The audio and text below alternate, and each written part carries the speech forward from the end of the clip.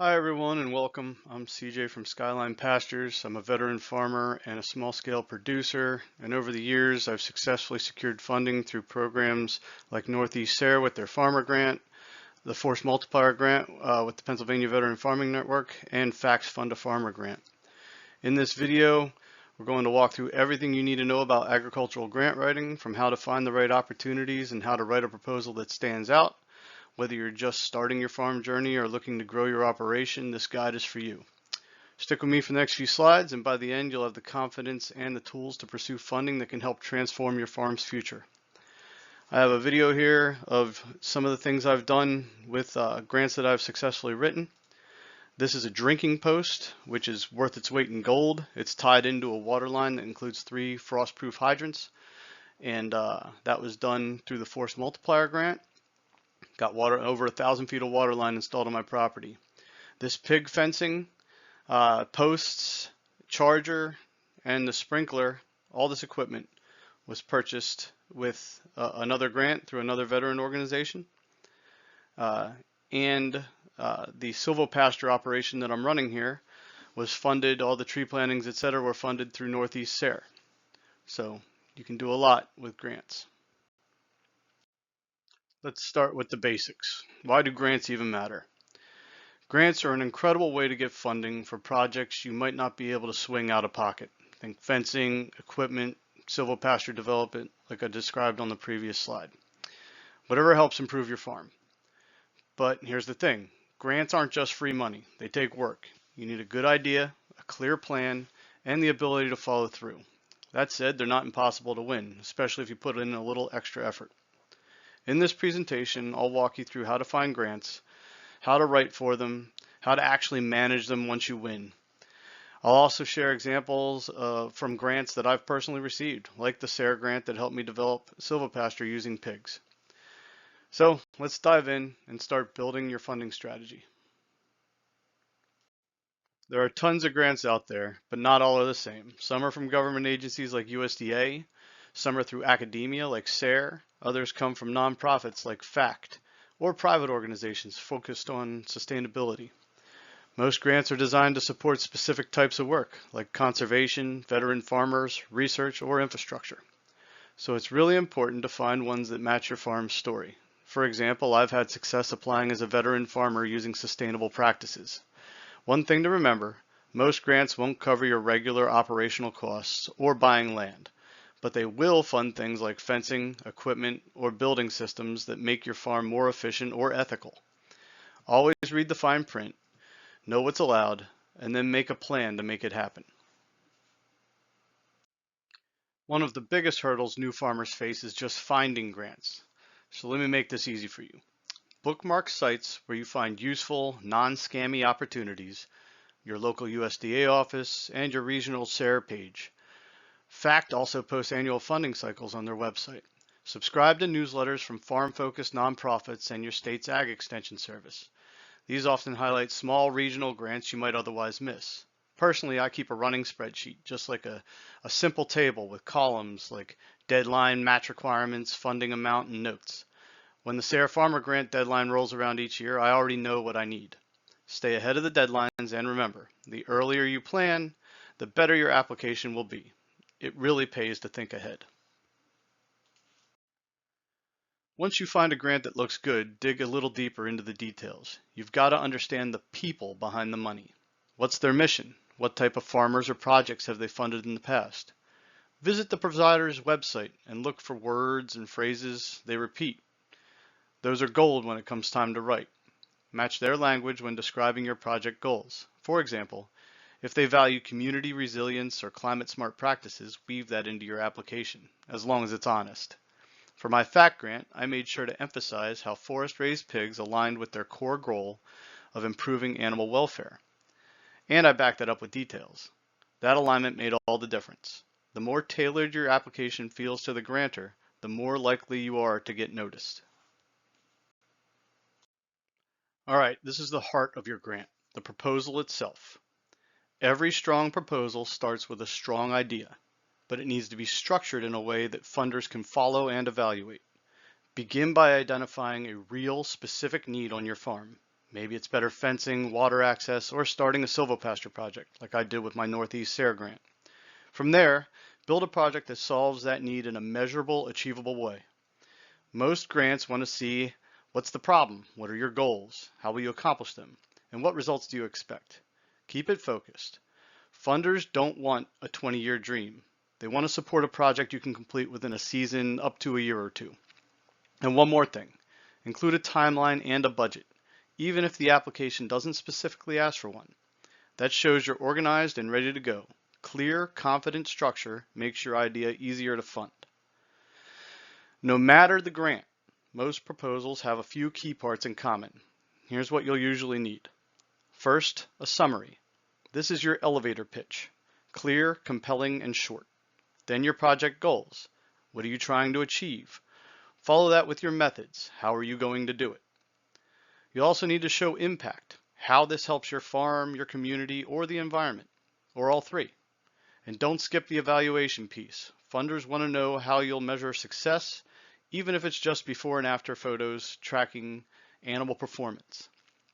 I always recommend attaching a basic budget, even when optional. For my Force Multiplier grant, laying out what each dollar would pay for really made it easy for the reviewers to say yes. And remember, be honest. Don't promise more than you can deliver. A well-scoped project is a fundable project.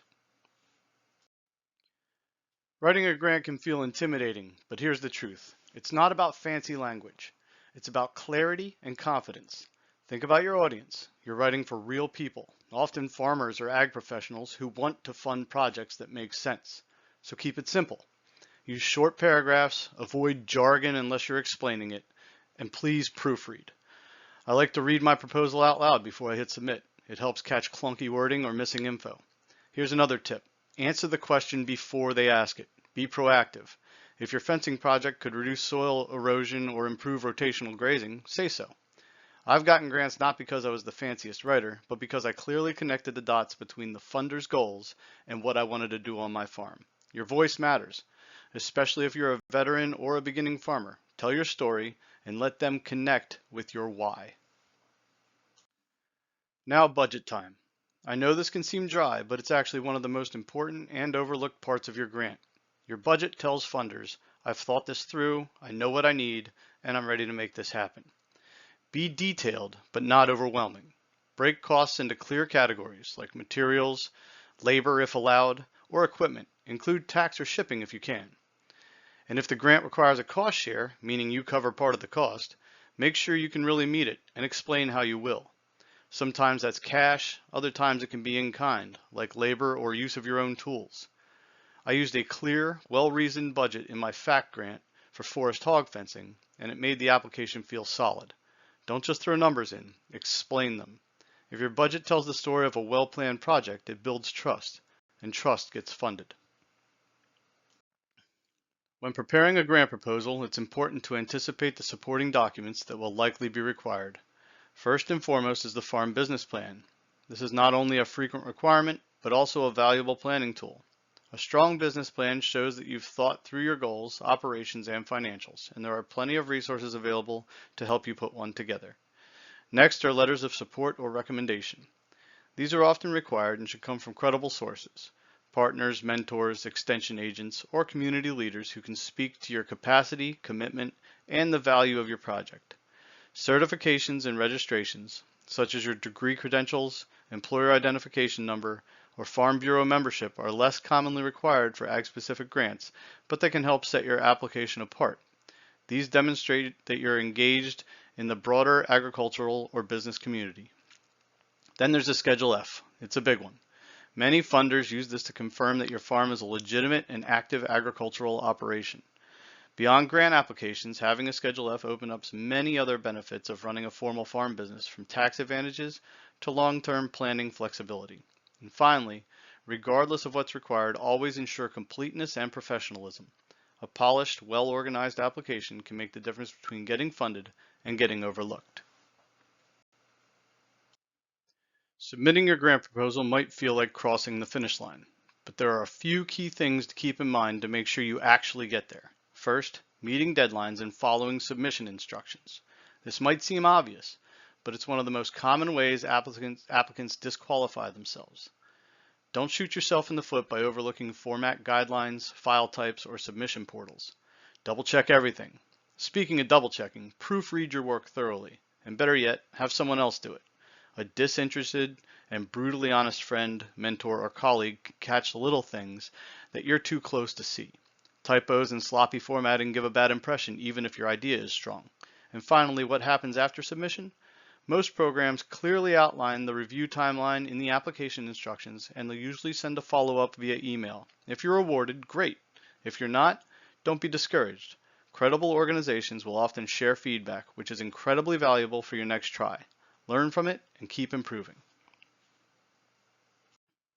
So, you got the grant.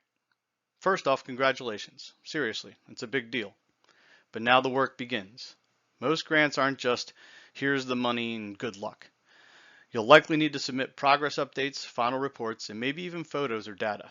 My advice, keep a notebook or a shared digital file with everything. Receipts, milestones, setbacks, wins. Take pictures often. That stuff is gold when it's time to report back. For my SARE and FACT grants, I used simple folders labeled by month, and I journaled key moments right after they happened. It made final reporting a breeze and gave me great content for my YouTube channel too. Bonus tip. Sharing your grant experience, especially with other farmers, can open up new opportunities. Funders love seeing their support ripple outward. Think of it like this. Manage the grant well sets you up for the next one. Even strong proposals can fall apart if they stumble into common grant pitfalls, so let's talk about how to avoid them. First, do your homework. A lack of research is one of the biggest red flags. Make sure the grant is a good fit for your operation and take time to understand exactly what the funder is looking for. Next, be honest with yourself when setting goals. If your project sounds amazing but completely unrealistic for your time, skill set, or resources, reviewers will see right through it. Ambition is good, but it has to be achievable. The same goes for your budget and timeline. If you're asking for $10,000 but don't show clear, reasonable plan of how you'll spend it and when, it's a red flag. Be specific, grounded, and make sure your math adds up. Lastly, invest in good writing. A solid idea can get lost in poor grammar, confusing structure, or rushed writing. Have someone you trust proofread it, ideally someone who's not afraid to give you blunt feedback. Clarity, professionalism, and polish go a long way in setting your proposal apart. Avoiding these pitfalls won't guarantee a win, but they'll give your application a much stronger shot at standing out for the right reasons. I want to take a moment to highlight some of the grant opportunities that have helped move my farm forward. Each of these has made a meaningful difference. The Northeast SARE Farmer Grant was a game changer. It funded a 2-year project where we developed silver pasture using pigs. Not only was it highly profitable, it also allowed us to pay labor, something many small farms struggle to do. Then there's the Pennsylvania Veteran Farming Network Force Multiplier Grant, a great resource specifically for Pennsylvania veterans. We use it to fund infrastructure and equipment, and it's a perfect fit for farms ready to scale something up or tackle a critical need. I also received a FACT Fund to Farmer grant which supports pasture-based livestock projects. If your work improves animal welfare or sustainability, this grant aligns really well. Finally, the Farmer Veteran Coalition Fellowship is an ideal place to start for newer veteran farmers, especially if you don't have a Schedule F. It helped me purchase key equipment during those early years and build momentum. These grants aren't just about funding, they're about opening doors. And I'm sharing this so you know what's possible and what kinds of projects get funded when you do the work and write a strong proposal. All right, I want to leave you with some tools to help keep you moving forward. First, check out organizations like SARE, FACT, PAVFN, and your local extension office. These folks are there to support you and they often offer free workshops, example applications, and templates. I also encourage you to dive into YouTube, my channel included. I've shared my SARE, Force Multiplier, and FACT grant journeys, and I'm always updating with new ideas and lessons learned. If you like this video, please hit subscribe and share it with a farmer who could use a boost. If you're ready to go deeper, whether you want help with a business plan or you'd like one-on-one grant writing support, I'd love to help. Shoot me an email. I'm here to support you and I want to see your farm grow. Farming is tough, but funding is out there, and your vision is worth investing in.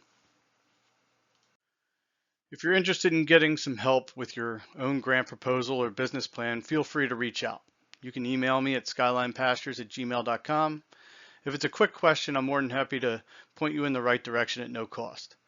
If you need more in-depth support, like help building out a proposal from scratch, refining a budget, or writing a strong narrative, I do offer consulting. There is a fee, but I promise it's well worth it, considering the funding opportunities it can unlock. And don't forget to check out my YouTube channel. I share regular videos on grants, small-scale farming, and silvopasture systems. It's a great way to keep learning and stay inspired. Thanks for watching, and good luck on your grant journey.